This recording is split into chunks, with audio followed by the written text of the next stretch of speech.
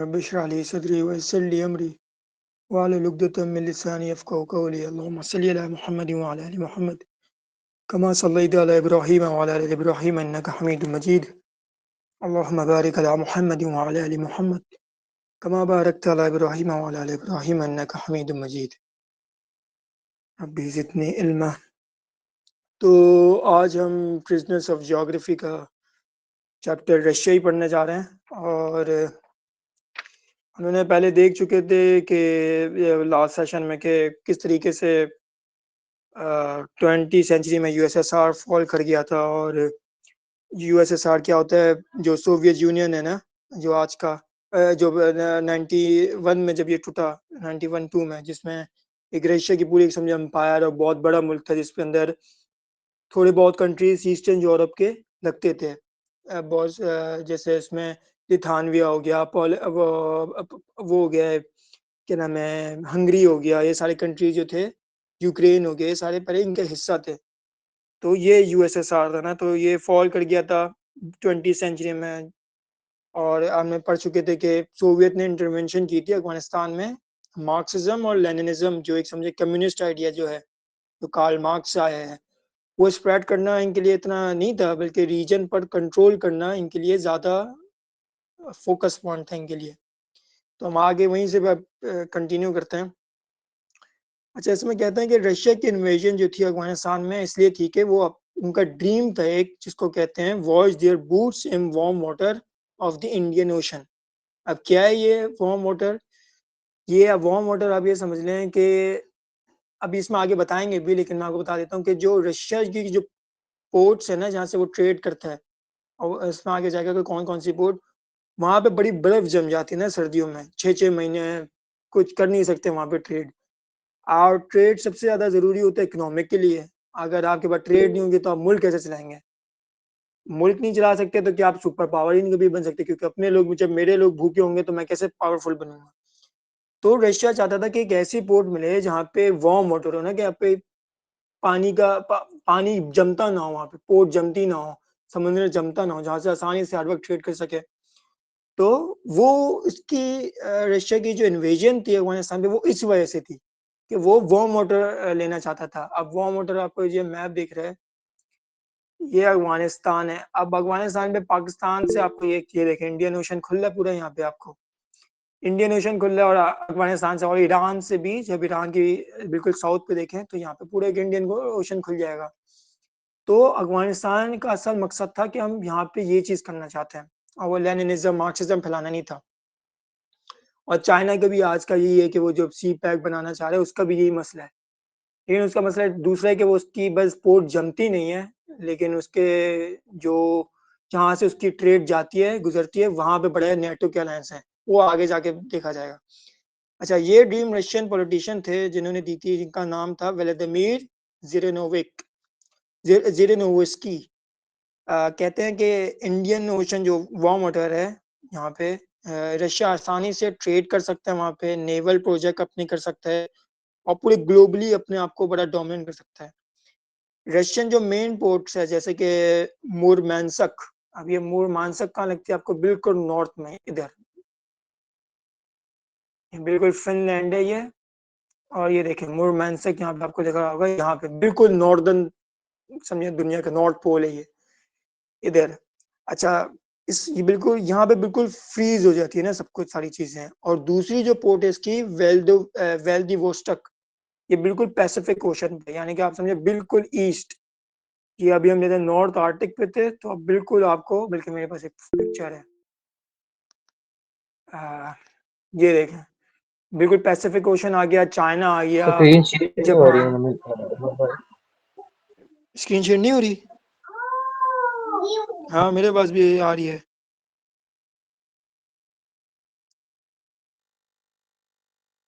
अच्छा, तो ये वेल्दिवोस्टक जो आप देख रहे हैं, ये रशिया की एक पोर्ट है। यहाँ पे भी ये होता है कि पैसिफिक में है ये, और यहाँ पे भी ब्लॉक्ड हो जाती है बहुत महीने तक, आइस की वजह से और ये सब की वजह से। और ये पोर्ट जो है बड़ी क्लोज है सी ऑफ जापान से ना, सी ऑफ जापान यहाँ पे लगता है। अच्छा, और जो जापानीज से डोमिनेटेड है। और ये जो जापानीज है, ये भी आपको पता है कि ये भी अमेरिका का अलाय है। ये डोमिनेटेड है और ये सिर्फ ट्रेड नहीं रोक सकता रशिया की, बल्कि रशिया को सुपर पावर बनने से रोक सकता है। और जो पानी से जो जब तिजारत की आता है, समुद्री तिजारत, वो बड़ी सस्ती पड़ती है आपको इसके मुकाबले में कि आप हवाई जहाज से, एयर से करवाएं या फिर लैंड से करवाएं अपने ट्रांसपोर्ट। ये वजह है। अच्छा कि दूसरा बताते हैं ये फिर आगे आगे कि रशिया की वार्म वाटर सी जो है वो हासिल करना समझे खत्म होते जा रहे हैं रशिया के लिए ना। और आगे 200 साल बाद तो बिल्कुल, यानी कि 200 साल अगले कुछ भी नहीं दिखता कि ये कोई वार्म वाटर हासिल कर सकता है। अफगानिस्तान का एक्सपीरियंस रशिया के लिए समझे रशिया का वियतनाम का समझ लें कि ऐसा एक्सपीरियंस था कि जैसे अमेरिका को वियतनाम में बुरी तरीके से हार हुई बेटा वहां पे, ऐसे ही अफगानिस्तान में रशिया इतना बुरा हारा।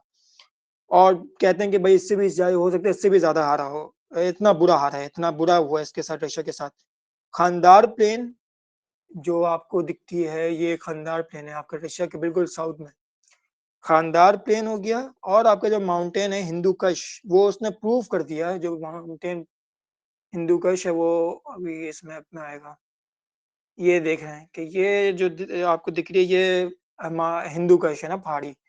तो इसने प्रूव कर दिया कि ये ग्रेव यार्ड है एम्पायर्स का। टिम मार्शल कहते हैं। आगे कहते हैं कि वार्म वाटर जो पोर्ट है का ना होना, कि रशिया के लिए डायरेक्ट एक्सेस समंदर में जाने के लिए हमेशा रशिया के लिए कमजोरी बनी है ना, और वनरेबल पॉइंट है। अब बड़ा कमजोर है, कभी पावरफुल नहीं बन सकता, ग्लोबली सुपर पावर नहीं बन सकता। जैसे कि इसके लिए स्ट्रेटेजिकली इंपॉर्टेंट था नॉर्थ यूरोपियन प्लेन, वो भी बड़ा वीक पॉइंट था कि अटैक हो जाते हैं। फ्लैट लैंड है, जो हम लोग पूरा पढ़ चुके हैं कि पूरा फ्लैट लैंड है, जहाँ कोई नेचुरल बैरियर पहाड़ या रिवर्स या ये सब नहीं है। तो वहाँ पे हिटलर ने भी आने की बड़ी कोशिश की और नेपोलियन ने भी आने की कोशिश की, लेकिन हमेशा हर उसके पास 33 ईयर्स के बाद अटैक हो पड़ता था, 500 साल से। तो ये दोनों बड़े वीक पॉइंट है रशिया के लिए। रशिया का जियोग्राफिकल डिसएडवांटेज पर है ना, इसके बावजूद भी रशिया की बड़ी एक समझे मजबूत पावर है, जो इसकी आती है ऑयल। रशिया में ऑयल है और गैस रिसोर्सेज वगैरह बहुत हैं। अच्छा, तो ये चैलेंज है, ये रिकॉग्नाइज कर दिया था पीटर द ग्रेट थे 1725 में, जब उसने एडवाइस दी थी अपने सक्सेसर्स को कि वो एक्सपेंड करे कॉन्स्टेंटिनोपल की तरफ, यानी कि जो आज का तुर्की समझ लें, और इंडिया की तरफ। और वो कहते हैं कि जिसने ये जगह कंट्रोल कर दी ना, वो सॉवरेन बन गया वर्ल्ड का। वार्म वाटर की वजह से उसने भी ये किया। और कहा कि कॉन्फ्लिक्ट को हमेशा अलाइव रखो तुर्की में और पर्शिया में, जो आपको पर्शियन गुल्फ तक पहुंचा सकते हैं। पर्शियन गुल्फ आपका दिखता है, ये जो बिल्कुल ईरान के नीचे वाला जो वो है ना, ये देखें पर्शियन गुल्फ, कतर हो गया, सऊदी अरब, ईरान, पर्शियन गुल्फ। और इस जगह से स्ट्रेट ऑफ हॉर्मोज एक बड़ा एक इसके अलग स्ट्रेटेजिक और इम्पोर्टेंस है। तो वहां से पूरे ये इंडियन ओशन की तरफ खुलता है। ये पीटर द ग्रेट कहता था कि भाई इस जगह पे कब्जा करो और कॉन्फ्लिक्ट लाइव रखो। जब यूएसएसआर ब्रेक हुआ और वो 15 कंट्रीज बन गए उसके बाद फिर, और उन रीजन के मैप अलाइंड हो गए थे नेचुरल जियोग्राफिक फीचर से, जो वहाँ के ऐसे कि जो नेचुरली चीजें उनसे बड़े अलाइंड हो गए थे कि भाई इसके बाद कुछ और शुरू है। जैसे कि इसकी मिसाल देते हैं कि रशिया के लिए उराल्स माउंटेन है, जो बाउंड्री है यूरोप और एशिया की आर्टिक ओशन में। अच्छा जॉर्जिया, अच्छा आर्टिक ओशन एक अलग इसका है कि वहां पे आपको बिल्कुल आर्टिक ओशन आपको पता है ना कि, एक मिनट, आर्टिक ओशन बिल्कुल ऊपर है, ये सारा आर्टिक ओशन पड़ता है। तो ये भी एक है कि यहाँ से तो कोई आ ही नहीं सकता। और दूसरा जॉर्जिया के लिए कैस्कुअस एक माउंटेन है, वो भी ये है,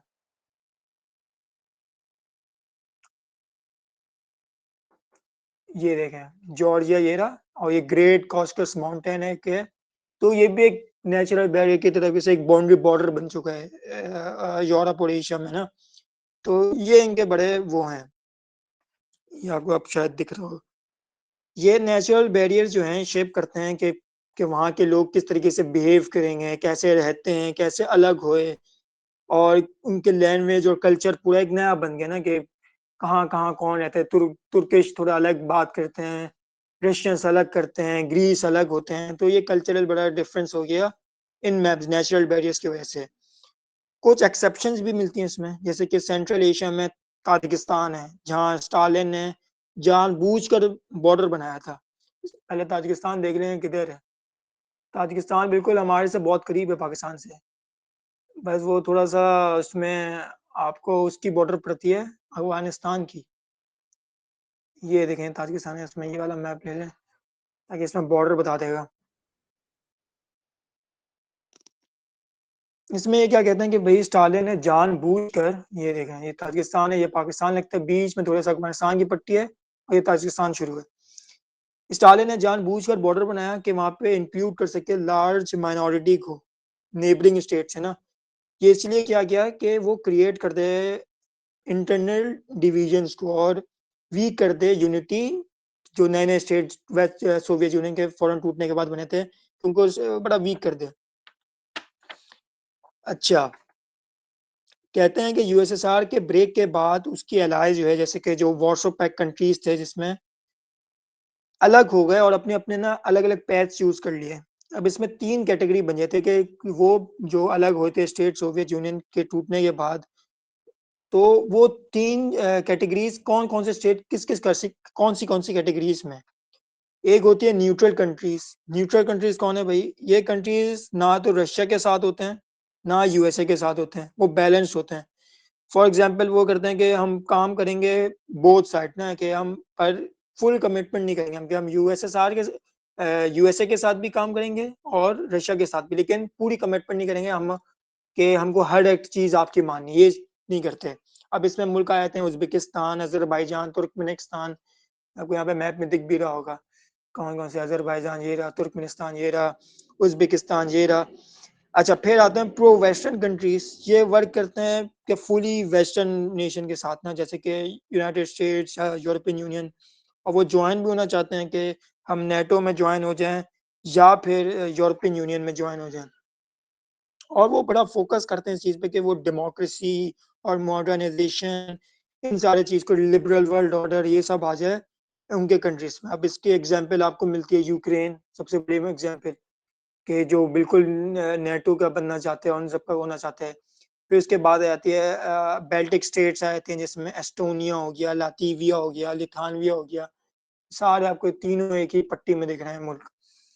फिर होते हैं प्रो रशियन कंट्रीज। ये रशिया के साथ अलाय होते हैं ना, मिलिट्री, इकोनॉमिक्स, पॉलिटिकल सपोर्ट के लिए।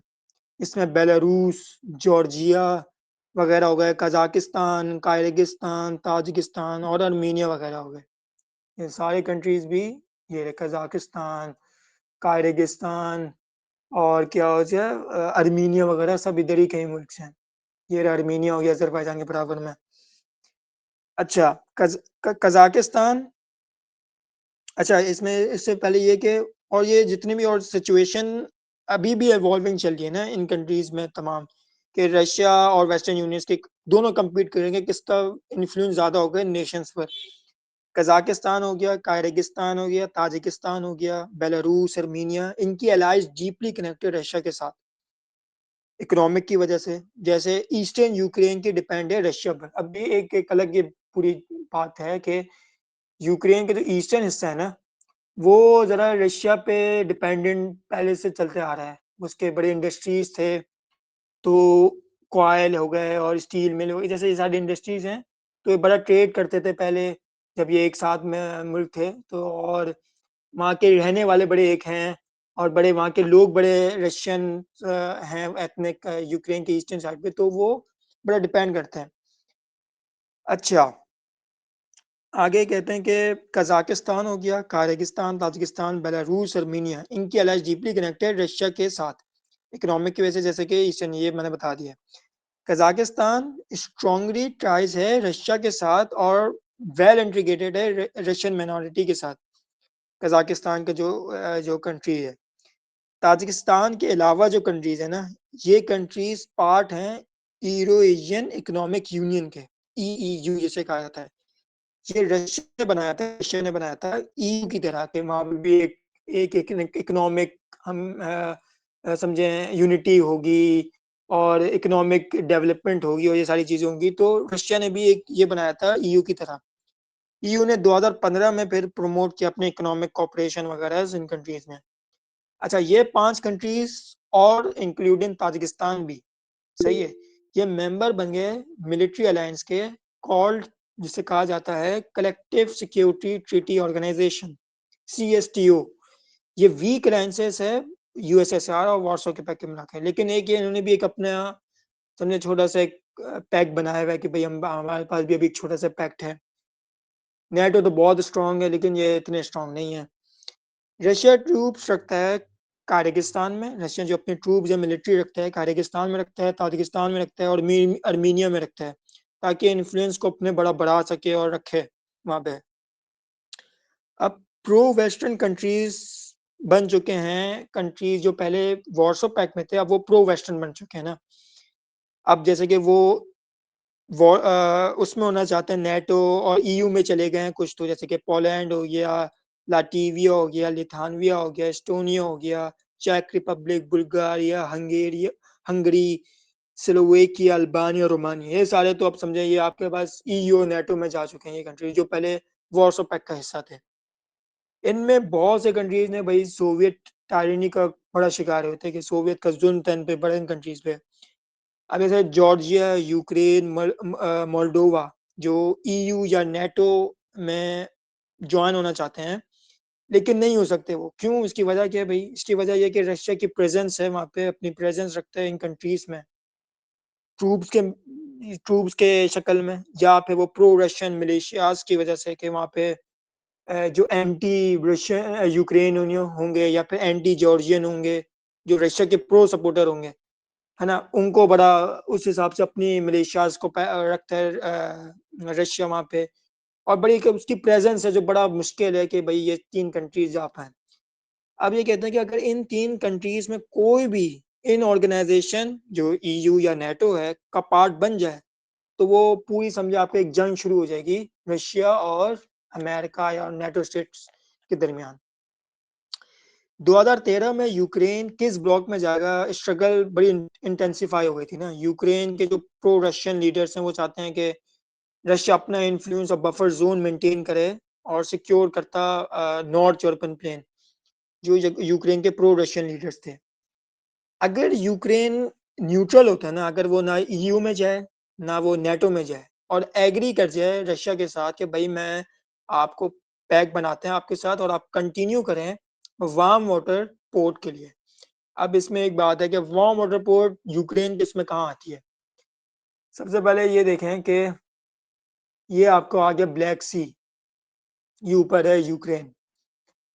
ये वाला जो पोर्शन है जो आपको इतना सा लैंड दिख रहा है ये क्रीमिया है ना, एक लैंड है, इसके बड़ा मसाइल है, इसके अंदर रशिया का कब्जा है इसमें।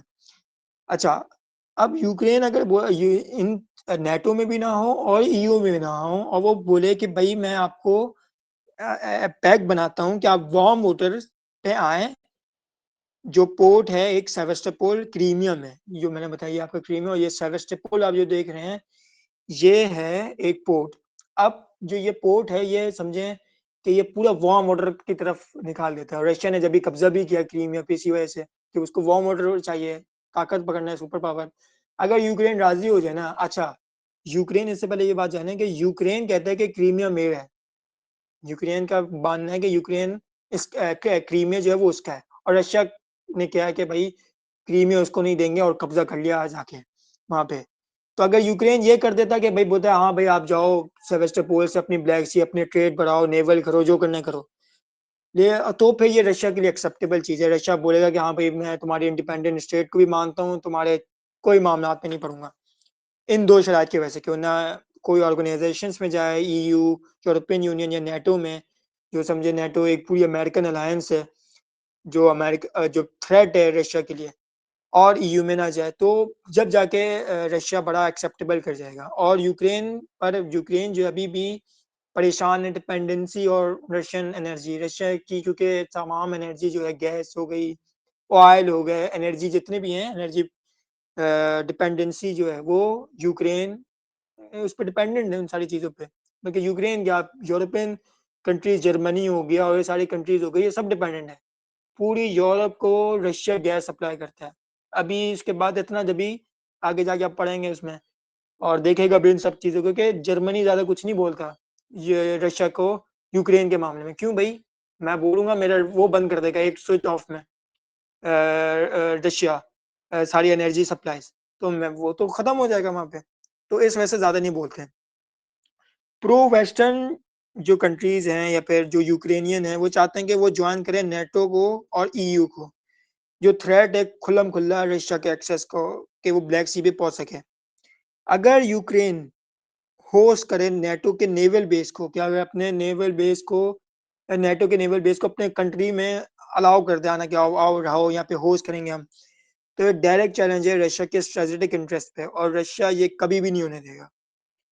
प्रेसिडेंट एक थे विक्टर यानुकोविक यूक्रेन के, और वो ट्राई करता है कि मैं दोनों तरफ प्ले करता हूँ, यानी कि मैं फ्लर्ट करता हूँ समझे वेस्ट के साथ और साथ ही मैं अकीदत भी रखूंगा मॉस्को के साथ। पुतिन टॉलरेट करते हैं इस चीज को, लेकिन जब वो जो प्रेसिडेंट है यूक्रेन के वो मैसिव ट्रेड एग्रीमेंट साइन करते हैं करने के लिए बड़े करीब होते हैं यूयू के साथ, यूरोपियन यूनियन के साथ, और जो फिर आगे जाके समझे ये एक मेंबरशिप बन जाता है यूक्रेन ये यूरोपियन यूनियन का, तो पुतिन ने इसको फिर रोक दिया। रशिया की जो फॉरेन पॉलिसी है ना एलीट, जो फॉरेन पॉलिसी एलीट्स हैं वो देखते हैं कि यूक्रेन की अगर मेंबरशिप हो जाए ये ईयू में तो वो एक स्टेप फॉरवर्ड हो जाएगा नेटो की मेंबरशिप के लिए।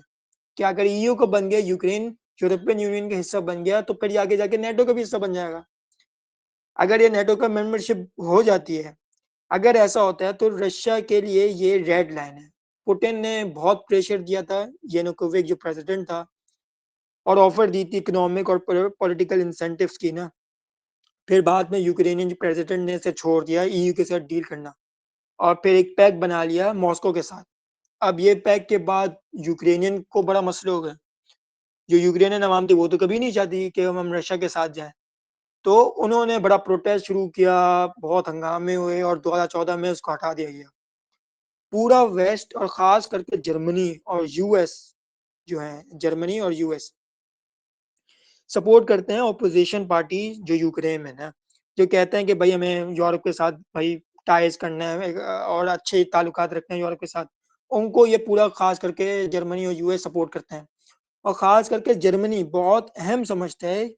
क्लिस्टिच क्लिस्टिचकोव एक पॉलिटिशियन है जो समझे एक फॉर्मर वर्ल्ड चैंपियन बॉक्सर थे, उनको बड़ा ना सपोर्ट करता है पॉलिटिशियन बनने में कि की फिगर हो जाएगा समझता है कि मूवमेंट में ना, यानी कि अगर वो उनको सपोर्ट करेंगे तो वहाँ पे जो अंदर ही जो यूक्रेन के अंदर वो हैं सारी पार्टीज जो हैं वो बड़े एक मूवमेंट को अगर ये पॉलिटिशियन आए थे तो बड़ा मूवमेंट को उठा देंगे और ये सब करेंगे, तो जर्मनी इनको बड़ा सपोर्ट करता है।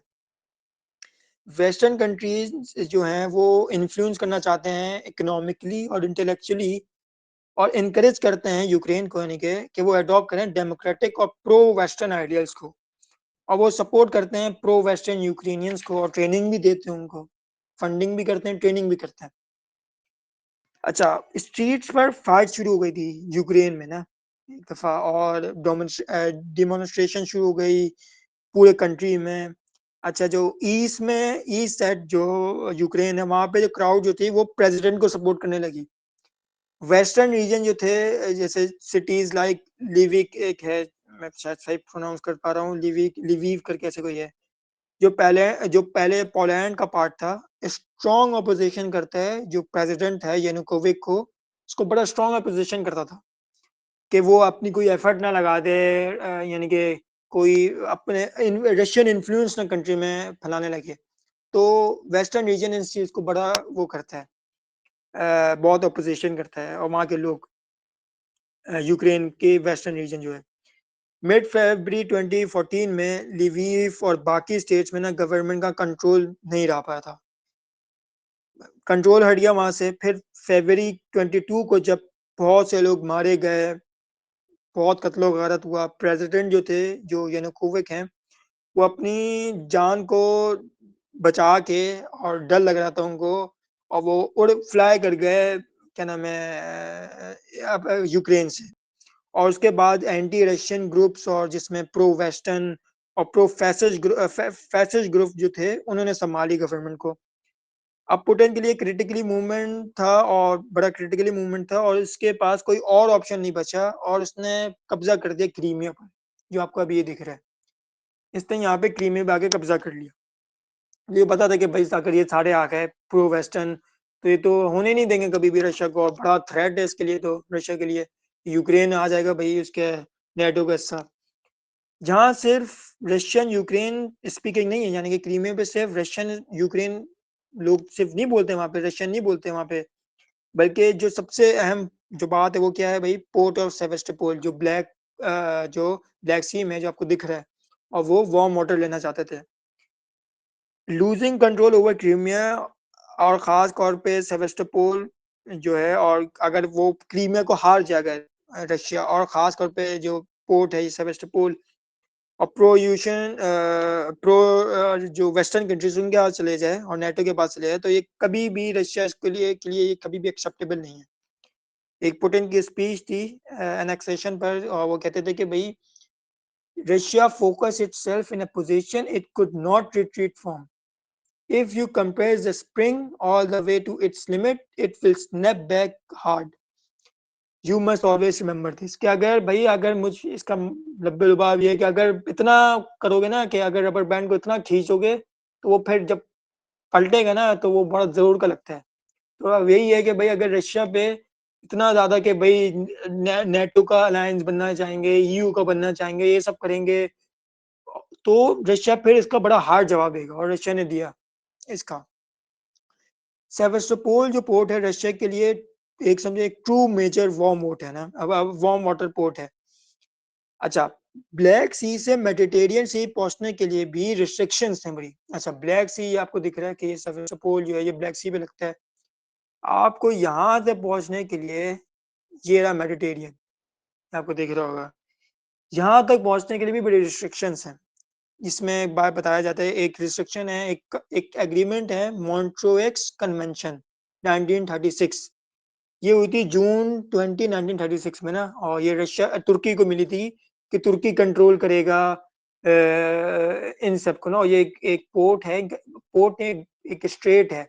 स्ट्रेट कहते हैं आपको, एक बड़े नैरो सी जगह होगी जहां से आप अपनी शेप्स और ये सब गुजार सकते हैं इन सब के लिए, तो उसको कहा जाता है स्ट्रेट। तो एक इनकी स्ट्रेट है बॉस्पोरस स्ट्रेट। तो इनको कंट्रोल मिला तुर्की को कि यहाँ पे अपना वो चलाएंगे, इस चीज को देखेंगे, सारी चीजों को मॉन्ट्रियल कन्वेंशन में नेटो अमेरिका उन सब ने दिया तुर्की को, और जिसमें ये था कि भाई ज्यादा रशिया के क्या मतलब, जो नेवल जो सारे शिप्स है ना वो ज्यादा नहीं पहुंच सकते।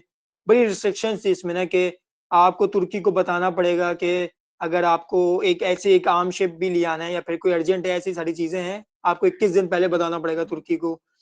नेवल शिप ज्यादा नहीं जा सकते, और बड़ी रिस्ट्रिक्शन, और खास तौर पर तुर्की नेटो का अलायंस है, नेटो का पार्ट है तुर्की, और नेटो का पार्ट है, तो भाई उसके लिए बड़ी रिस्ट्रिक्शन है कि भाई मैं कर नहीं कर सकता, वरना तो पूरा मसला बन जाएगा। तो ये एक बड़ा पॉइंट है इसके लिए, कि अगर ये ब्लैक सी से मेडिटेरियन सी तक भी पहुंचना चाहे तो बड़ी रिस्ट्रिक्शन मिलेगी। जिसने जो जो मॉन्ट्रेक कन्वेंशन थी, इसने तुर्की को नेटो का मेंबर बना दिया था, और कंट्रोल कर लिया था बॉस्पोरस सी का। ये बॉस्पोरस आपको दिख रहा है इतना सी स्ट्रेट, ये होती है बॉस्पोरस स्ट्रेट, इसको कहा जाता है, ये पॉइंट है बॉस्पोरस। ये ब्लैक सी, ये मेडिटेरियन, इतना सा पॉइंट है।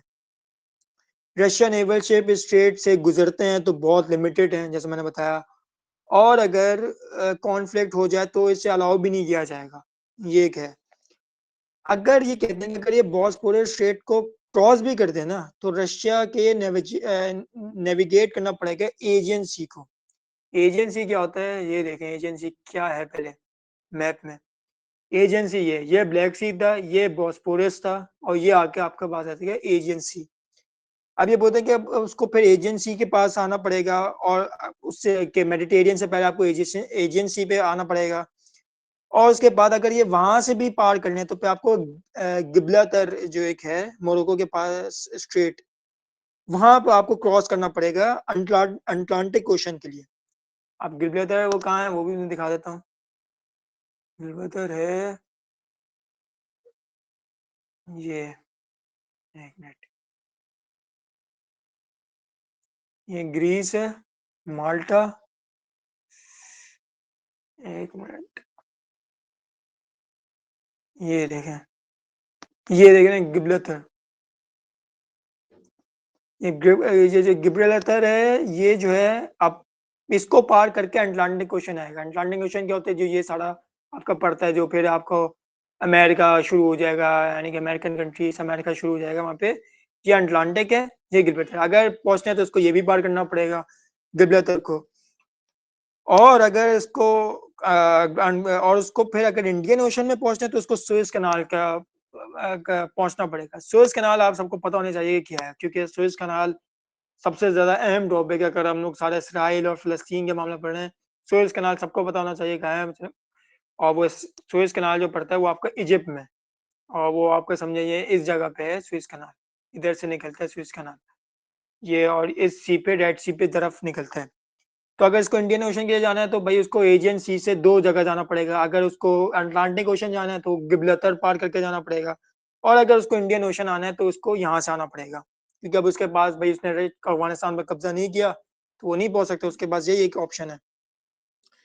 रशिया की स्मॉल नेवल प्रेजेंस है टार्टोस, एक सीरिया में एक जगह है, वो भी मैं दिखा देता हूँ किधर है।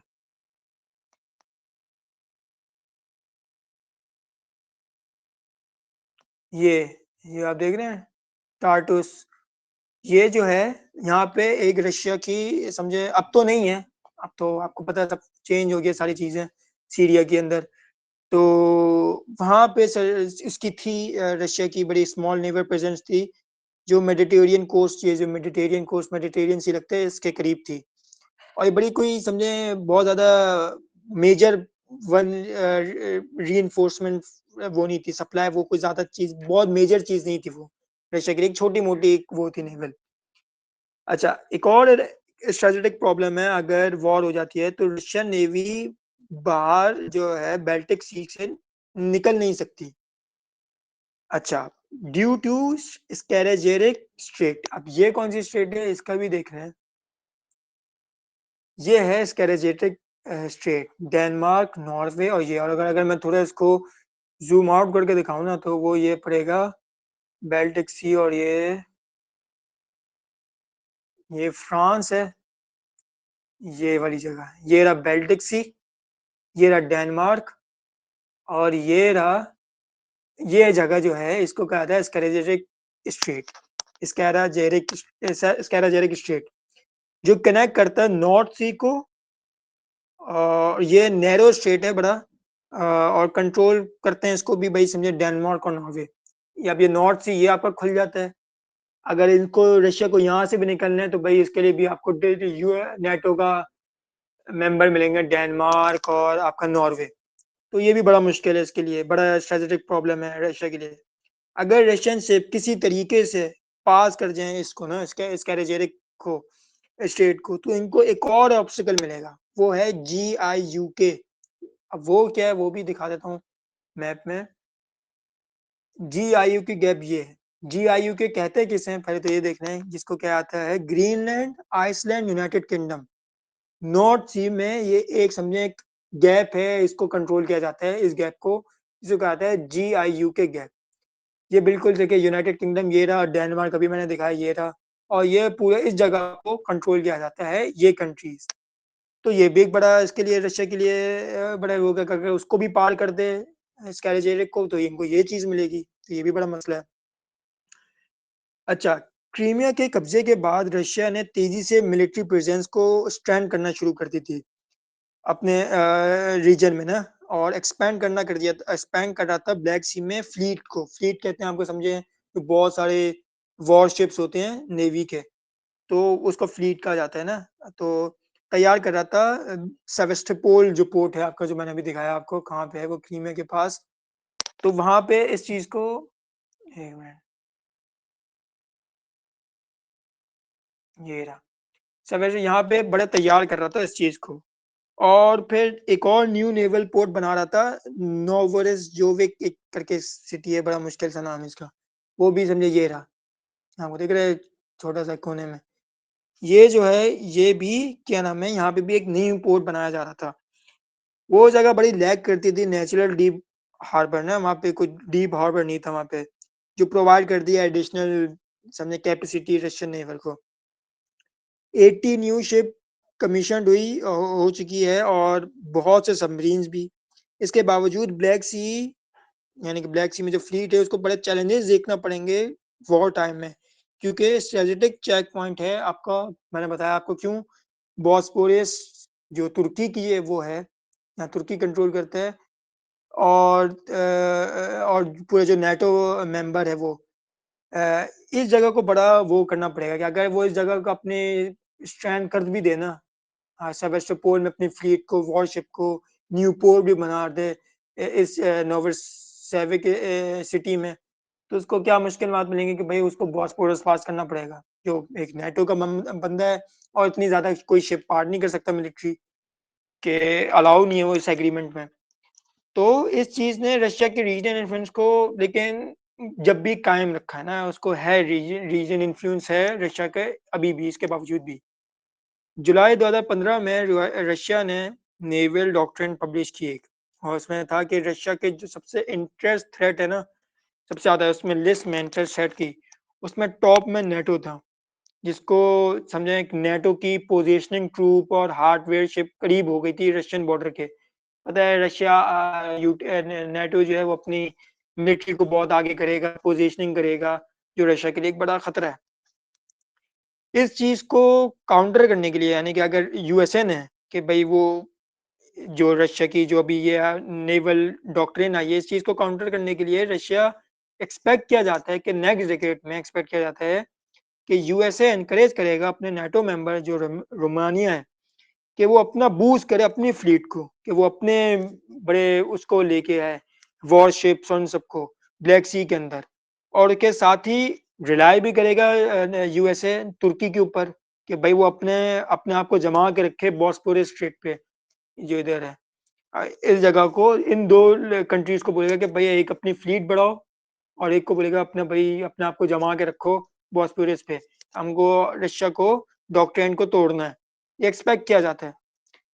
200 साल से क्रीमिया पार्ट था रशिया का, लेकिन अंटिल 1954 जब प्रेसिडेंट एक क्रुशेव करके नाम था उनका, उन्होंने ट्रांसफर कर दिया था सोवियत यूनियन के ना, एक ये सोवियत रिपब्लिक ऑफ यूक्रेन समझे एक पार्ट है सोवियत यूनियन का। इस ट्रांसफर ने एजम्पशन क्रिएट कर दी थी कि भाई सोवियत अब सोवियत यूनियन हमेशा से रहेगा। सोवियत यूनियन क्या था कि भाई एक समझे एक एरा, रूस का ऐसा दौर कि जहाँ पे कम्युनिज्म और स्टालिन का दौर है, और पूरी ईस्ट से लेके वेस्ट तक रशिया का हुक्मरानी चलती है, जॉर्जिया, आर्मीनिया सब तुर्की का रशिया का पार्ट है, हंगरी रशिया का पार्ट है, सारे इतना बड़ा वो है यूएसएसआर। जैसे यूएसएसआर, इसको सोवियत यूनियन और यूएसएसआर एक ही नाम है, एक कोई यूएसएसआर कहते हैं, कोई सोवियत यूनियन। तो बड़ा वर्ल्ड पावर अपने वक्त का, और बड़ी समझे नेटो के साथ अमेरिका के साथ खास एक जंग की जाती है इसको, जिसका नाम होता है कोल्ड वॉर। अक्सर लोगों ने सुना होगा ये कोल्ड वॉर बड़ी है कि भाई आप ये आगे जाके सब आप इस किताब में पढ़ेंगे कि किस तरीके से अफ्रीका है, वहां पे कोई एक ग्रुप है मिलिशियास, है ना, मिलिशिया ग्रुप जो है वो होगा सोवियत यूनियन के साथ, तो उसको रूस जो है, जो सोवियत यूनियन यूएसएसआर, वो सपोर्ट करेगा, तो गवर्नमेंट को नेटो सपोर्ट करेगा, अमेरिका सपोर्ट करेगा। इसे कहते हैं कोल्ड वॉर, के दोनों आपस में नहीं लड़ते, लेकिन इनके मसले हर हर रीजन में, वो स्पेस में तरक्की कर रहे हैं यूएसएसआर, और स्पेस में बहुत ज्यादा तरक्की कर रहे थे, तो नेटो भी कर रहा है अपनी तरक्की। अफगानिस्तान का मसला में क्या हुआ था भाई, कि अफगानिस्तान पे जब हमला किया रूस ने, तो तालिबान और ये सब जो बनी और जो लड़े जिनके खिलाफ, उनको कौन सपोर्ट कर रहा था? अमेरिका सपोर्ट कर रहा था, सारे हथियार अमेरिका दे रहा था तालिबान को, इन सबको कि इनसे लड़ो, इनसे। तो ये दोनों का बड़ा एक कोल्ड वॉर का था कि भाई दोनों किसका इन्फ्लुएंस होगा दुनिया पे, बड़ा वक्त था। और फिर जब सोवियत यूनियन टूटा, तो भाई फिर अब था कि भाई अमेरिका बादशाह है दुनिया का। अच्छा, जब यूक्रेन इंडिपेंडेंट हुआ ना, कि जब यूक्रेन अलग हो गया और उसने अपनी अलायंस जो थी और अलायंस जो था रशिया से कम कर दी, तो चेंज कर दिया। और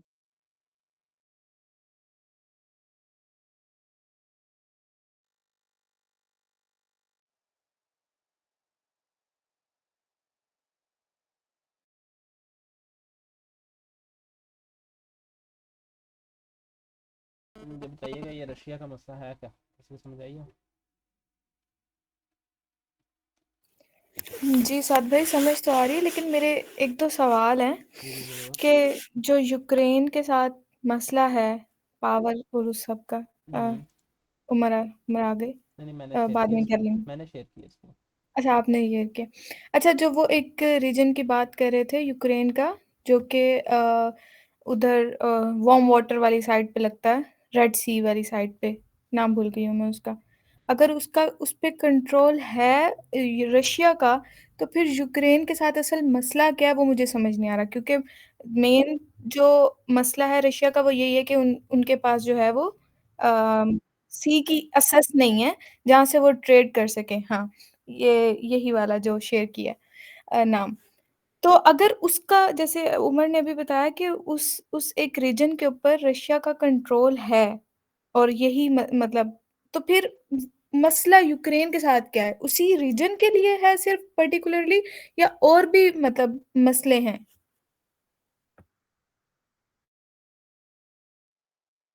हेलो, हाँ, एक मिनट, वो मेरा ना नेट कट गया था, वो फिर बंद हो गया। जी बोले, क्या बोले थे? हम्म।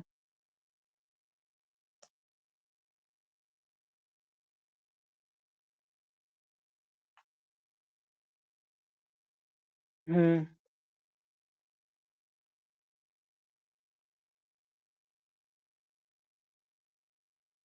देखिए, इसका जो है ना, सबसे बड़ा यूक्रेन का मसला ये है कि यूक्रेन बोलता है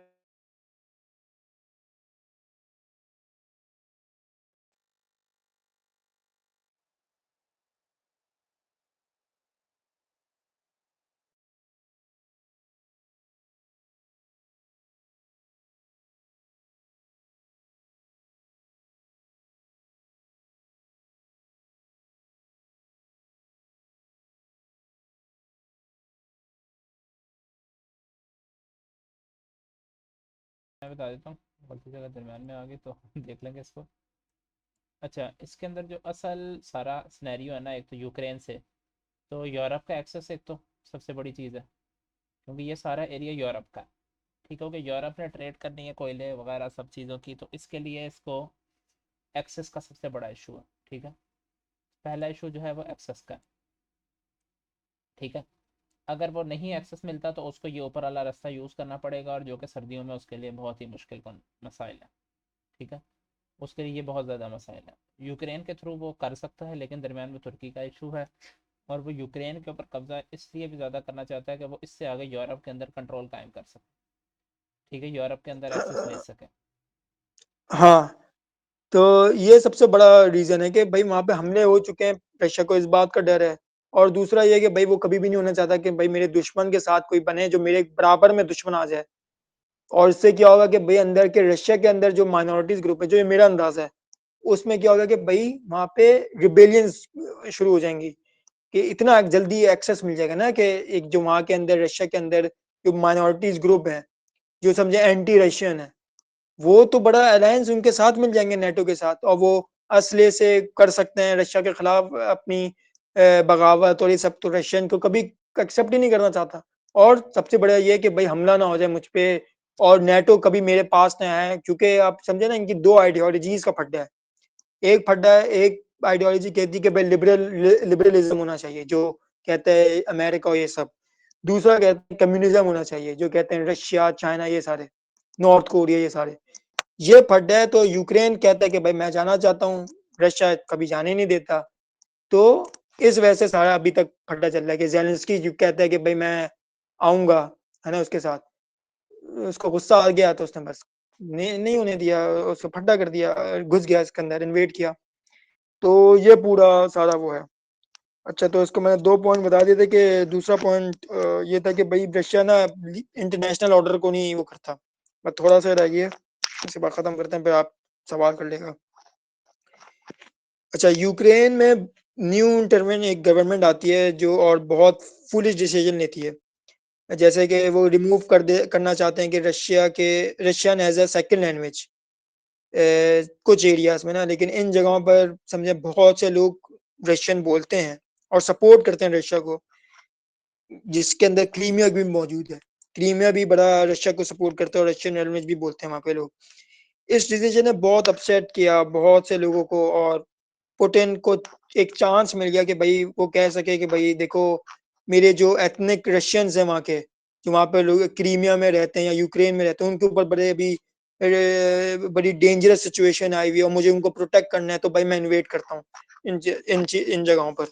तो ये एक बड़ा इनका रीजन है कि, और ये बड़ा फूलिश एक डिसीजन था यूक्रेन की गवर्नमेंट का। क्रेमलिन एक इनका समझे वही लॉ समझ रहे हैं, गवर्नमेंट टाइप का वो होता है, उनको कहते हैं क्रेमलिन। लॉ बनाती है, उनका काम ये होता है कि भाई गवर्नमेंट प्रोटेक्ट करेगी एथनिक क्रिश्चियंस को। लेकिन असल बात ये थी कौन क्रिश्चियन एथनिक होगा, ये बड़ा एक वेग सी डेफिनेशन दे दी उन्होंने कि हम को भाई हम एथनिक क्रिश्चियन को बचाना चाहते हैं। अच्छा, इस डेफिनेशन सिर्फ ये जो डेफिनेशन है सिर्फ रशिया की मर्जी की होती है, और ये डिपेंडिंग करती है कि सिचुएशन पे। बाज दफा एथनिक क्रिश्चियन वो होते हैं जो रशियन बोलते हैं एज देयर फर्स्ट लैंग्वेज, लेकिन बाज दफा रशिया में बाज दफा जो हुकूमत है वो कहती है कि भाई अगर आपके जो ग्रैंड पेरेंट्स है वो रशिया में रहते हैं या रशियन है और आपको रशियन बोलनी आती है, तो आप सिटीजनशिप ले सकते हैं। ये इनका ये है। और बड़ी क्राइसिस जब पड़ती है इनके ऊपर, तो ये जितने भी अंदर यूक्रेन के अंदर हैं सारे बंदे रशियन एथनिक रशियन, ये वो सॉरी, ये जितने भी क्राइसिस पड़ते हैं रशिया के अंदर, यूक्रेन के अंदर, ये जो जितने भी रशियन है सारे एथनिक रशियन जो कहते हैं अपने आप को, वो रशियन पासपोर्ट दिखाते हैं अपने आप को प्रोटेक्ट करने के लिए कि भाई मुझे प्रोटेक्ट करो रशिया के, भाई मेरे पास रशियन पासपोर्ट है, मैं तो तुम्हारा सिटीजनशिप हूँ। ये रशिया के एक एक्सक्यूज बन जाता है कि देखो भाई अब मुझे तो इन्वॉल्व करना पड़ेगा इन कॉन्फ्लिक्ट में। चल लास्ट रह गया है, 60% क्रीमिया की पॉपुलेशन जो है ना वो एथनिक है, एथनिक रशियन है। तो क्रेमलिन बड़ा आसानी से सपोर्ट मिल जाती है वहां से, और पुतिन बहुत सपोर्ट करता है प्रोटेस्ट को जो यूक्रेन के खिलाफ, गवर्नमेंट के खिलाफ हो ना, जैसे क्रीमिया वगैरह में बड़ा इन सबको पुतिन सपोर्ट करता है। इतने केओस मचा देता है कि उसको रशियन ट्रूप भेजनी पड़ती है कि प्रोटेक्ट करे अपने पीपल को। यूक्रेन की आर्मी भाई इतनी स्ट्रांग नहीं है कि वो दोनों चीजों को संभाल सके, कि वो प्रोटेस्ट को भी संभाले और फिर एक रशिया की फोर्स भी आ जाए, वो इतनी स्ट्रांग नहीं है, तो वो पुल बैक कर जाते हैं। और क्रीमिया एक समझे एक डिफेक्टो टाइप का एक पार्ट ही बन चुका है रशिया का, वंस अगेन एक पार्ट है रशिया का। आर्ग्यू इस बात की बड़ा किया जाता है कि अगर पुतिन के पास चॉइस होती कि यूक्रेन के बॉर्डर को रिस्पेक्ट करता और इन सबको करता, लेकिन रशिया की जो ज्योग्राफी है वो कंसिडर करते हुए पुतिन ने ये चाहा कि भाई वो ऐसा लीडर नहीं बनना चाहता कि मैं लॉस कर जाऊं क्रीमिया को, और वो क्रीमिया जहाँ पे वार्म वाटर पड़ता हो और रशिया को एक्सेस मिलता हो उस जगह के लिए, जो बड़ा जाहिर सी बात है इंपॉर्टेंट है मिलिट्री और ट्रेड के लिए। और अगर क्रीमिया को लॉस कर दिया तो मेजर सेटबैक होगा ये रशिया के लिए ना। तो कोई भी यूक्रेन को रेस्क्यू करने नहीं आया था जब इसने लॉस कर दी थी क्रीमिया को, कोई भी प्रो वेस्टर्न कंट्रीज नहीं है, वेस्टर्न कंट्रीज नहीं है। और क्या नाम है, और इसने ये जो लैंड है क्रीमिया, ये इक्विवेलेंट है एक समझे साइज के बेल्जियम के, या फिर आप कहने के यूएस का जो एक मैरीलैंड एक एक जगह है, वो इसके बराबर का है। यूक्रेन और इसके जो नेबर्स हैं जानते हैं जियोग्राफिक की हकीकत को ना, कि भाई क्या होता है असल में, किस तरीके से कौन कब्जा कर सकता है। रशिया मेरे करीब है, रशिया मुझे फटाफट कर देगा, लेकिन जो नेट है वो अभी बहुत दूर है। मॉस्को बिल्कुल करीब है, वॉशिंगटन डीसी बहुत दूर है मुझसे। रशिया के लिए क्रीमिया को लॉस करना बहुत मैटर करता है, लेकिन यूएस के लिए बड़ा एक समझे कि बड़ा फायदा है उसके लिए, कभी भी नहीं कि अगर क्रीमिया लॉस भी हो जाए तो यूएस को कोई फर्क नहीं पड़ेगा। लेकिन अगर रशिया के लिए लॉस हो जाए क्रीमिया, लॉस हो जाए रशिया क्रीमिया रशिया के लिए, तो बहुत फर्क पड़ेगा। ईयू ने बड़े लिमिटेड सैंक्शन लगा दिए थे, और लिमिटेड इसलिए थे कि बहुत से यूरोपियन कंट्री डिपेंडेंट है, जैसे मैंने बताया रशियन एनर्जी पे, खासकर जर्मनी वगैरह। और पाइपलाइन जो होती हैं ईस्ट से वेस्ट, यानी कि समझे रशिया से वेस्ट की तरफ, तो वो कभी भी ऑन ऑफ कर सकते हैं एक बटन पे, कि अभी एनर्जी सप्लाई देनी, अभी नहीं। फ्यूचर में रशिया एनर्जी को पॉलिटिकल इन्फ्लुएंस, फ्यूचर में जो रशिया की एनर्जी है वो बड़े पॉलिटिकल इन्फ्लुएंस इस्तेमाल करेगा यूरोप के लिए, यूरोप में। और साथ ही आइडिया ऑफ एथनिक रशियन जो है कि भाई मेरे रशियंस वहाँ पे हैं, एथनिकली जो वहाँ पे हैं, यूज होगा जस्टिफिकेशन कि भाई मुझे अभी तो अपनी एक्शंस और भी कर बढ़ानी है और मुझे हमला करना है यूक्रेन पे। तो ये था आज का अभी इतना। तो हो सकता है, उम्मीद है समझ में आया हो सबको। तो अब जिसके जो सवाल है वो पूछना है वो पूछ ले।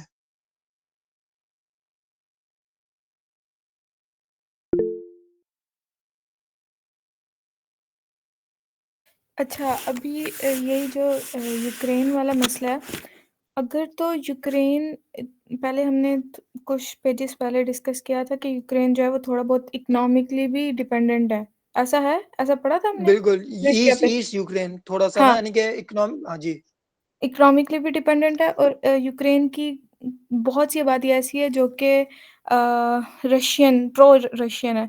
तो फिर यूक्रेन की ये जो सारा मसला है कि उसने अलग की रशिया से, वो क्यों हुआ? क्योंकि थोड़ी-सी देखिए, माइनॉरिटी ऐसी है जो लिबरल आइडियोलॉजी की वजह नहीं से। नहीं नहीं, रशिया की जो रशियन एथनिक रशियन है ना, जो बड़ा रशिया को सपोर्ट करते हैं, वो माइनॉरिटी है। और मेजॉरिटी जो है ना, वो वो चाहते हैं कि भाई हमको ईयू का हिस्सा बनना है, नेटो का बनना है। तो अब जो अभी मैंने बताया ना कि जो थोड़े बहुत वहाँ के हैं जो बोलते हैं कि भाई हमें प्रो रशियन पे जाना है और ये सब करना है। अब एक मसला वहाँ ये था कि वहाँ की जो लीडरशिप थी ना, वो प्रो रशियन भी थी। तो वहाँ के अब जब मैंने आपको बताया था ना, जो एक लिविव वेस्टर्न जो इलाका है यूक्रेन का, वहाँ का एक जो शहर है लिविव, ऐसे करके नाम है, लिविव करके क्या। तो वहाँ पे बड़ा एरप्ट हुआ, वहाँ पे प्रोटेस्ट हुआ, बड़े लोग मारे गए और कियोस मच गया वहाँ पे कि भाई हटाओ इसे। और मैं इसमें पढ़ा था कि वो जो प्रेसिडेंट था वो छोड़ के भाग गया कि नहीं कर सकता। तो मेजॉरिटी जो है वहाँ के, वो ये चाहते कि ये हम उसकी तरफ आए, लेकिन जो माइनॉरिटी है वो उसकी तरफ करते हैं, रशिया की तरफ। लेकिन असल फर्क इससे नहीं पड़ता।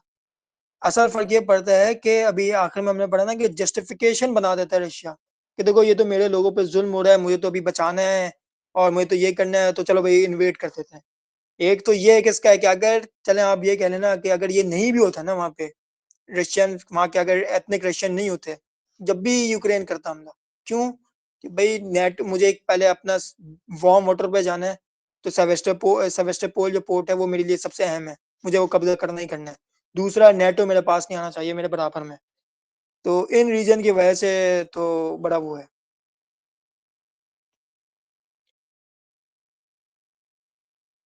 अच्छा, एक दो और चीज़ें। एक तो वो जो वर्सा पैक्ट था और नेटो और जी ईयू, इन तीनों में डिफरेंस क्या है? लाइक ये तीनों जो हैं है तो यूरोप की तरफ से ना? मतलब जैसे अभी हम। देखें, हाँ, इसका बताएँ। ये है कि नेटो जो है ना वो 1949 में बनता है, सही है, सोवियत यूनियन के खिलाफ। कि सोवियत यूनियन जो पूरा प्रो बिग रशिया समझ लें सारा, और उसके कम्युनिज्म जो पूरा आइडियोलॉजी है, उसके खिलाफ वे लोग बनाते हैं अमेरिका के भाई अब हमें बनने। अब जो वहां पे सोवियत यूनियन था ना वो कब्जा करता चला आ रहा था, अफगानिस्तान पे हमला कर दिया, वो तो चला बड़ा बाद में किया, लेकिन बहुत थ्रेट था कि वो पूरा यूक्रेन यूरोप को कब्जा कर लेगा। वर्ल्ड वॉर 2 के फौरन बाद हिटलर खत्म हुआ ही था कि ये आ गया Russia as a major power. तो अमेरिका यूरोप के कंट्रीज के साथ, नॉर्थ अमेरिका और यूरोपियन कंट्रीज, ये एक अलायंस बनाते हैं कि भाई हमको एक ऐसी अलायंस बनाते हैं जिसमें हमको सोवियत यूनियन के काउंटर करना है। अगर कोई एक भी यूरोपियन कंट्री जो नेटो मेंबर का हिस्सा है इस पे अटैक होगा तो हम सब मिलके उस पर अटैक कर देंगे। ये एक बनती है एग्रीमेंट। नेटो बनता है उसके बाद फिर 1954 55 में, मैं भूल रहा हूँ, 53 54 ऐसी 3 साल में, ऐसी इसी जमाने में वो बना देता है। रशिया भी एक अपना पैक बना लेता है, वॉर्सो पैक कहा जाता है। कि इसके अंदर मैंने बताया था ना कि उसके अंदर जो कंट्रीज थे, मैं नाम भूल गया, ये सारे कायरेगिस्तान और यूक्रेन और ये सारे जितने भी आ जाते हैं। तो इन सब के साथ एक बनाते हैं कि भाई ये वॉर्सो पैक्ट है, मिलिट्री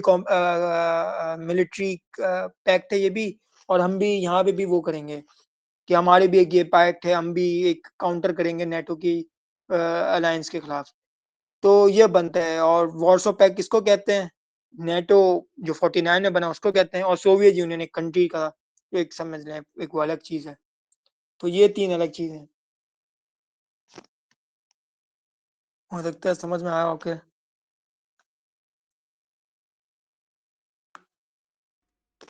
इसमें कुछ चीज़ें नई भी हों, कुछ चीज़ें पुरानी भी हो सकती हैं। तो यहाँ पे जिस तरह बात हुई ना, यहाँ पे पहाड़ी सिलसिला है, तो ये चाइना की साइड पर ना, वो यहाँ पे बर्फ़ बहुत पड़ती है और इधर मिनरल्स बहुत है रशिया के पास, ठीक है, इधर वाले एरिया में ना, जो ये नीचे वाला एरिया है जो कि कजाकिस्तान के साथ लगता है, ठीक हो गया।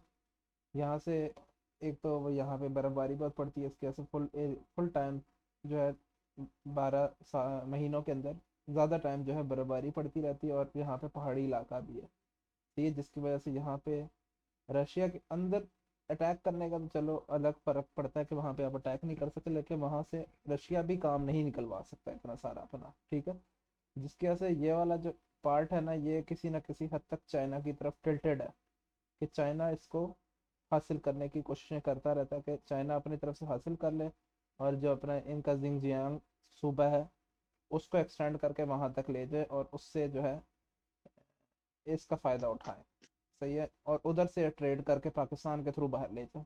तो रशिया को सबसे बड़ी एक्सेस चाहिए, अगर हम यूं करके इसको मैप को देखें ना, असल में दुनिया गोल है, सही है, पहली बात तो ये है, इस मैप के ऊपर आप लोगों ने नहीं जाना कभी भी, जो सर्कल और मैप होता है ना उसके तरफ पर देखा करें, तो आपको बहुत सारी चीज़ें पता लगेंगी। जिस तरह से ये ऊपर का एरिया है ना, ये आर्टिक ओशन है, ठीक है, और ये नीचे से अंटार्कटिका है, तो ये इस तरीके से दिखाते हैं, तो ये ऐसा लगता है कि ये डिफरेंट डिफरेंट है, लेकिन ये गोल चक्कर के अंदर एक ही सारा है, सही है, ये गोल चक्कर के अंदर एक ही सारा है। तो रशिया का असल ट्रेड जो है ना वो अमेरिका के साथ बहुत कम है, यूरोप के साथ इसका बहुत ज़्यादा ट्रेड है, यूरोप के जितने भी कंट्रीज़ हैं उसके अंदर ट्रेडिंग इसकी बहुत ज़्यादा है, ठीक है। उसके अलावा जो दूसरा रास्ता की बात हो रही थी, वो यहाँ से रास्ता जो है ना, जो इस एरिया से निकलता है, जापान, साउथ कोरिया और इधर से सेंट्रलाइज, अगर शॉर्टेस्ट पाथ लेना, हम ये तो नहीं कर सकते ना कि भाई आप लंबे चक्कर से घूम के आओ, जापान के दूसरी तरफ से घूमते हुए जाओ और ऑस्ट्रेलिया के परे से घूम के जाओ, ऑस्ट्रेलिया भी इसकी ट्रेड है काफ़ी हद तक, सही है। तो शॉर्टेस्ट पाथ देखा जाता है ना वाटर के अंदर भी, कि भाई आप उस तरी जगह से जाओ जाओ नेविगेटेड रास्ता है, ठीक है, जिस तरह हम रोड पे किसी जगह पे जाते हैं तो हम शॉर्टेस्ट पाथ लेते हैं ना कि वहाँ पहुँचने के लिए। तो रशिया के पास भी बेशक बहुत बड़ा एरिया है पूरी ज़मीन के ऊपर, जिसके ऊपर इसका मतलब कि रकबा फैला हुआ है, लेकिन इसके अंदर आप अगर यूं करके देखें तो इसके अंदर पहाड़ी इलाके बहुत सारे हैं, समंदर बहुत इसके पास है, लेकिन इसको जो ट्रेड करनी है वो यूरोप के साथ करनी है इस तरफ, क्योंकि ये पहाड़, ये भी समंदर है, ग्रीनलैंड वाली साइड पर ये बर्फबारी जिस तरह पड़ी भी है अभी, तो वो बर्फ से ढका रहता है अदर टाइम तो ग्रीनलैंड, तो ये इशूज़ है इनके साथ बहुत और सारे। देखे ना, इसमें जो पैसिफिक के पास से भी नहीं निकल सकता हम्म। रशिया, वहां पे आइस जम जाती है। आर्टिक से जो मैंने दिखाया वो पहले था कि पहली जो पोर्ट थी फिनलैंड के ऊपर नॉर्थ आर्टिक में, तो वहां से भी वो जम जाता है पूरा, तो वहां से भी नहीं कर यहाँ सकता। पे थी, वहाँ पे थी तो हम्म। जब ये, हाँ, ये इस तरफ बिल्कुल फिनलैंड से ऊपर बिल्कुल ही थोड़ा साइड में आए, ये वेस्ट वेस्ट की तरफ जाए थोड़ा, हाँ, ये बिल्कुल ऊपर इसी जगह पे है। तो ये दोनों जब जम जाते हैं तो भाई आप रशिया कहाँ से करेगा कुछ भी, वो तो भूखा मरेगा, वरना तो कर ही नहीं सकता ट्रेडिंग। तो चाइना का भी ये बड़ा मसला है, चाइना का भी आगे आगे पढ़ेंगे उसका क्या है। और हम्म। चाइना के, ये मुझे लगता है कि सी पैक किस तरीके से हम चाइना से अपने इंटरेस्ट मनवा सकते हैं, खास तौर पे यूगर्स, कि अगर इंशाल्लाह खिलाफत आती है, इस्लामिक स्टेट आती है, तो हम किस तरीके से करेंगे कि भाई वो यूगर्स के मामले में भी खामोश रहेगा और वो हम पे डिपेंडेंट भी रहेगा। क्योंकि तो चाइना का, ये एक बड़ा हाँ, प्लेयर। जो आपने बात की ना, चाइना का जो इशू है ना वो ये है ताइवान, चाइना की ताइवान से हाँ, लड़ाई लगाई हुई है। वही तो ताइवान ने, ताइवान को अमेरिका सप्लाई करता है अपने वेपन्स, ठीक हो बिल्कुल। गया, और वहां से कंट्रोल करना चाहता है चाइना के ऊपर, क्योंकि चाइना ने ट्रैवल करना इसी रास्ते के थ्रू, या तो ये रास्ता है स्ट्रेट क्योंकि ऑफ इस मलाका तरफ, से। हाँ इस तरफ ये थाईलैंड, बांग्लादेश, श्रीलंका है इस तरफ, हम्म। तो ट्रेड इसने इधर से करनी है, दूसरी तरफ साउथ कोरिया, नॉर्थ कोरिया, और इसने ट्रेड ताइवान की तरफ से ही लेकर आनी है।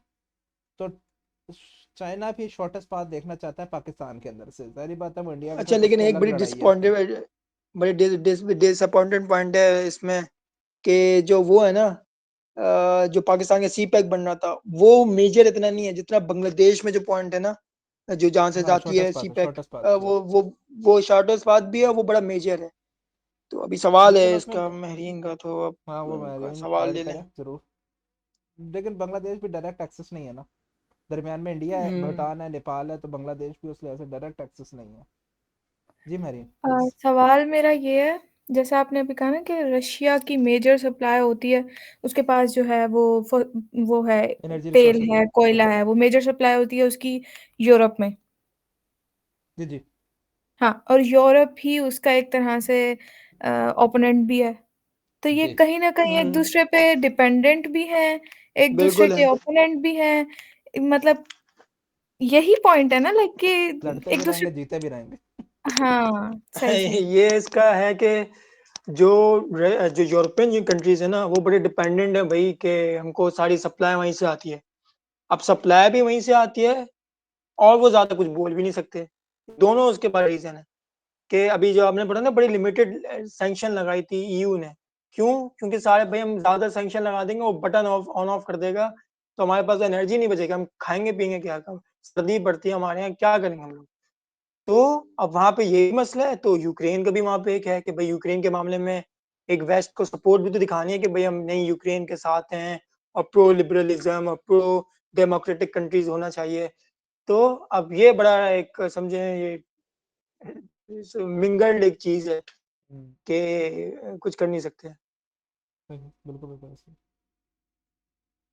होप सो बहुत सारी चीज़ें समझ आ रही हैं जी मेरी। एक मैं रिक्वेस्ट ही कह सकती हूँ, like Umar, is it possible कि आप जैसे डिफरेंट डिफरेंट पिक्चर्स दिखाते हो किसी मतलब और पॉइंट्स की जो बहुत ज़्यादा अंदर कहीं होते हैं, जैसे जैसे कोई हिल पॉइंट होता है या कुछ भी, इज इट पॉसिबल कि हम उसको और पिक्चर्स की जगह जो है मैप पे ही देखें? लाइक मैप पे देखने से ना वो विजुअलाइजेशन और वो दिमाग में वो पैटर्न बड़ा अच्छा बैठता है और मतलब ज़्यादा समझ आती है। लाइक अगर हम कोई और पिक्चर देखते हैं ना तो वो हम्म। इतना क्लियर नहीं होता, यहाँ पे अच्छा। ज़्यादा क्लियर होता है। आप मतलब ये वाला काम कर पॉसिबल है? सकते हैं, हाँ, ये वाला तरीका कर सकते हैं, मतलब कि यहाँ पे क्लिक कर करके ना, ओह ये तो मैं बहुत ही अंदर देगा। ऐसा हो सकता है कि आप पहले से उसको सर्च करके यहाँ पे जो चलो मैं ये सर्च करूंगा हिस्ट्री मैं। होती है प्लेसमेंट उसमें तो रख नहीं दो। उस तरीके से की जा सकती, प्लेसमेंट तो उस तरीके से नहीं की जा सकती। एक मतलब कि ये ऑप्शन है ना कि हम जूम करते जाएं और हमें ये दिखाता रहता है कि कौन से एरिया में, जिस तरह मैं ये जूम कर रहा हूँ ना, तो ये इधर की पिक्चर दिखा रहा है मुझे।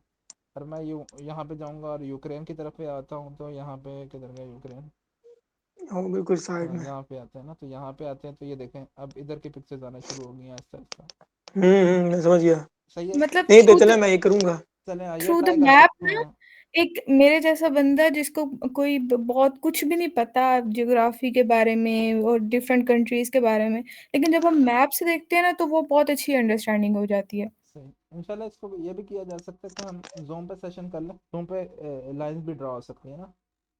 अभी भैया वैसे अच्छा। कोई और ढूंढ लीजिएगा, आप गूगल मीट के साथ कोई और ब्राउजर की एक्सटेंशन ढूंढ लीजिएगा, या उनसे हेल्प चले ले मैं लीजिएगा करता हूँ जिससे ऐसा हम कुछ। लाइनें ड्रा कर सके ना कि भाई रास्ता इशू असल में क्या है। फॉर एग्जांपल जिस तरह हम बात कर रहे हैं अभी कि भाई चाइना ने पाकिस्तान से सी पैक बनाया, तो हम ये समझ नहीं पाएंगे कि ये सी पैक किधर से बन रहा है। वो तो हमें रूट पता होगा तब पता होगा। अब अगर हम इसको जूम करेंगे तो हमें पता लगेगा कि भाई चाइना हमारे साथ किधर से कनेक्ट होता है, ये वाला जो इस्लामाबाद वाला एरिया है, या दूसरी तरफ से जो है हुंजा वाली तरफ से, हुंजा वाली तरफ से जो है हमारा असल तो हुंजा वाली तरफ से कनेक्शन है ना। ये हुंजा से करदू वाली तरफ से वहां से पीछे होते होते ये पंजाब में दाखिल होता है, पंजाब से फिर घूमता फिरता ये गवादर की तरफ जाता है। और गवादर जो है ना वो डीप पोर्ट है, गवादर जो वार्म वाटर की डीप डीप पोर्ट पोर्ट है। है। सही है, ये इस बारे में आप लोग भी याद रखें। वो उसका फायदा हमारे पास सिर्फ यही गवादर का है कि भाई उधर बड़े जहाज जो होते हैं ना वो लंगर अंदाज हो सकते हैं। कराची वाली डीप पोर्ट नहीं है, ठीक है, कराची वाली नॉर्मल पोर्ट जरूर है, लेकिन जो गवादर वाली है वो डीप पोर्ट है। इसके अलावा इंडिया को देखते हैं आप, तो इंडिया भी देखें, इंडिया के पास भी बहुत बड़ा वाटर रिसोर्स है, ठीक है। इंडिया इसी वजह से उस तरफ से इंडिया को कोई नुकसानदेह चीज़ नहीं है। इसी तरह से इसकी दो लड़ाइयाँ, एक तो हमारी तरफ से, एक चाइना की तरफ से। बांग्लादेश भी इस तरह से लड़ाई नहीं करता, लेकिन फिर भी अपोजिशन में जरूर आ चुका है। सही है। इसके अलावा जिस तरह अभी बात हो रही थी सीरिया की, सीरिया के अंदर की बात हो रही, तो बशार अल असद के दौर में यहाँ हम्म। पे नेवल कारनामे चलते रहते थे। हाँ। सही है, बशार अल असद के टार्टूस। साथ जो पैक्ट था ना, उसके अंदर ये नेवल कारनामे चलाते रहते थे अपने साथ, क्योंकि उन्हें नेवल की कहीं ना कहीं प्रैक्टिस तो करनी है ना। वो तो या यहाँ करेंगे या अपने ब्लैक सी में किधर करेंगे, ब्लैक सी में एक तरफ जॉर्जिया एक तरफ और यूक्रेन है, नहीं प्रैक्टिस भी तो मैं करेंगे। जो हम्म। बहुत ज्यादा मैं हैरान हुआ था ना इन सब से वो ये कि भाई अच्छा किस तरीके से सियासत और किस किस तरीके से पॉलिसीज बनती हैं।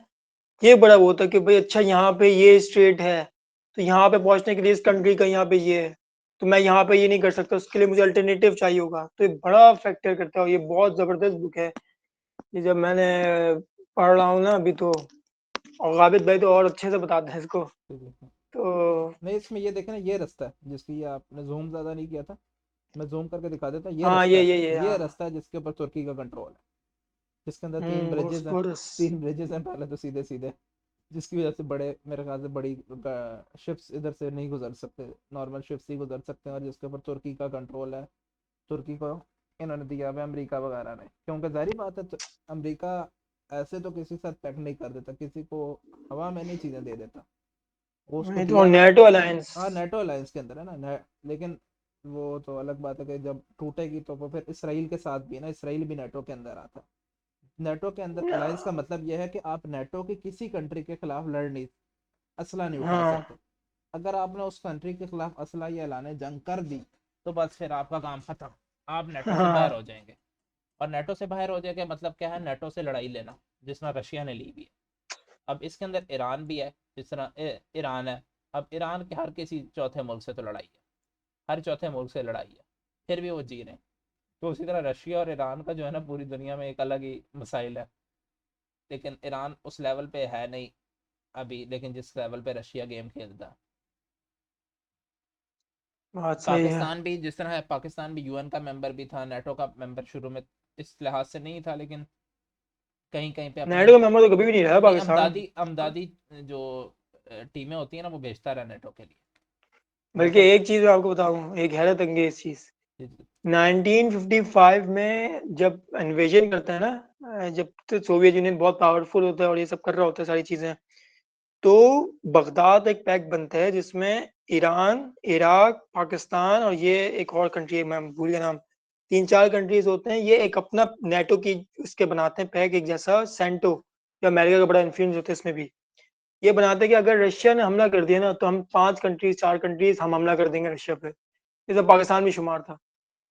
इन नायलों ने अपनी सारी चीजें करवी हैं, यानी कि अमेरिका जब कहते हैं, लेकिन ओआईसी और एक एक अच्छा वो मुस्लिम के लिए करता है, वो टकेगा नहीं किया काम। मसाइल जो सारे ही हैं, हम पैसे के पर चलते हैं। वहां से कोई ना कोई तो इमदादी चीजें आती हैं, तभी हम ये सारे कारनामे करने के लिए उठ जाते हैं, रशिया के खिलाफ लड़ने के लिए उठ जाते हैं। रशिया के अंदर आपको पता है इंटरनल इंटरनेट है, जिस तरह हम कहते हैं हम यूएस से कनेक्ट होते हैं फेसबुक यूज करने के लिए, उनका अपना इंटरनेट है। अगर उनकी किसी भी लड़ाई, किसी के भी साथ लड़ाई चलती है ना, तो वो अपना सिर्फ बाहर की वर्ल्ड की तार उतार देंगे, इंटरनेट केबल उतार देंगे, और उनके अपने रशिया के अंदर इंटरनेट चलता रहेगा, उन्हें कोई मसला नहीं होगा। उनकी तमाम सर्विसेज चलेंगी, बस अड्डे और सारा कुछ चलेगा, और उसके ऊपर साइबर अटैक करना सबसे मुश्किल है रशिया के अंदर। और अलबत्ता हम्म। रशिया वाले जो है साइबर के थ्रू कंट्रोल करते हैं। अभी तो हम अमेरिका की तरफ नहीं जा रहे। अमेरिका के जो अभी जो इलेक्शन हुए हैं, इसके अंदर अगर मैं आपको डिटेल्स दूं, तो इसके अंदर एलॉन मस्क ने बहुत बड़ी गेम खेली थी। इसके बारे में अगर आप लोगों को नहीं पता तो मैं अंदाज़ा बता देता हूँ।